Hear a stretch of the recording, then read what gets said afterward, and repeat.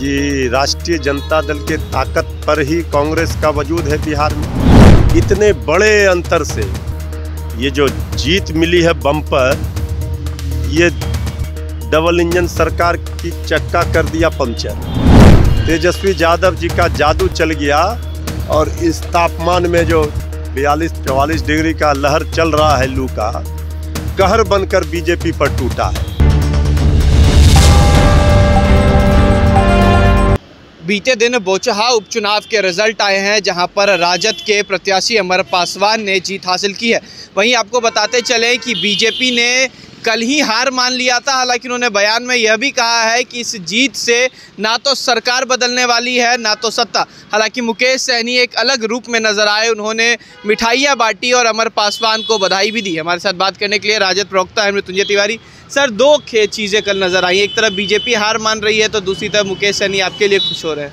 नहीं, देखिए, बोचहा की जीत विरोधियों के लिए संकेत है, संदेश है कि लोकतंत्र में जब सत्ता बौराती है, जनता उस पर लगाम लगाने के लिए आगे आती है।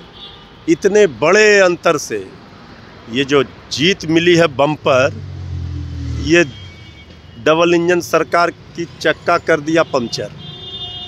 बोचहा की जीत तो एक झांकी है, असली फिल्म तेजस्वी यादव जी का ताजपोशी अभी बाकी है।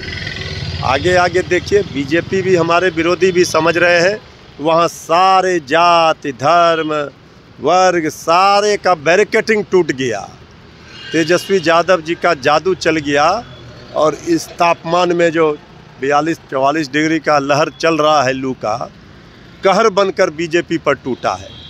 तो बीजेपी अब क्या बोलेगी, चारों खाने चित्त हो गई। नहीं, एक सवाल इसलिए भी हो रहा है क्योंकि कुछ दिन पहले जेडीयू के प्रवक्ता हैं, उन्होंने प्रेस कॉन्फ्रेंस करके कहा था कि ये सिर्फ बड़े लोगों की पार्टी है, उद्योगपति की पार्टी है, बाहुबली की पार्टी है और इसमें जो तमाम बड़े पद हैं वो केवल लालू परिवार के पास हैं, इसके अलावा किसी के पास नहीं। ये सबको तमाचा लगा ना। जितने लोग जिस तरह के बयान दे रहे थे, उनको पता नहीं है, कहा गया है कब तक जुल्म करोगे सत्ता के हथियारों से, चप्पा चप्पा गूंज रहा है तेजस्वी के नारों से। ये साबित हुआ है 37,000 का मार्जिन मायने रखता है। समझने वाले समझ गए, सिंहासन खाली करो कि जनता आती है, यही संदेश है।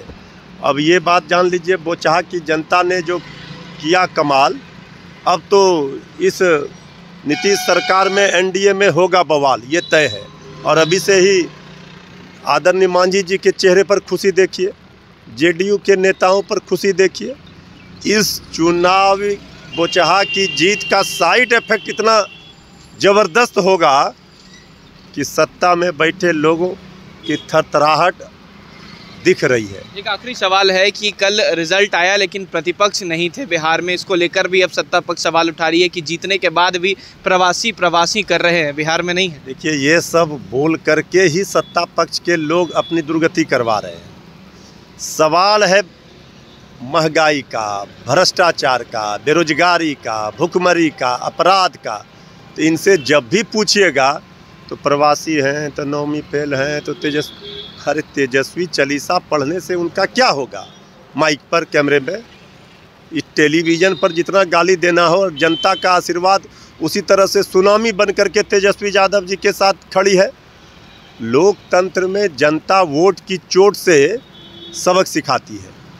तो वोट की चोट जिस तरह पड़ी है, पहले उस पर मरहम पट्टी करें। अभी हम कुछ नहीं बोलेंगे। अच्छा, कांग्रेस के लिए कुछ बोलेंगे? कांग्रेस की स्थिति बहुत ख़राब हो गई। अरे, हम लोगों को दया है, कांग्रेस बेचारी, तो अब ये एहसास कांग्रेस को हो रहा होगा कि राष्ट्रीय जनता दल के ताकत पर ही कांग्रेस का वजूद है बिहार में।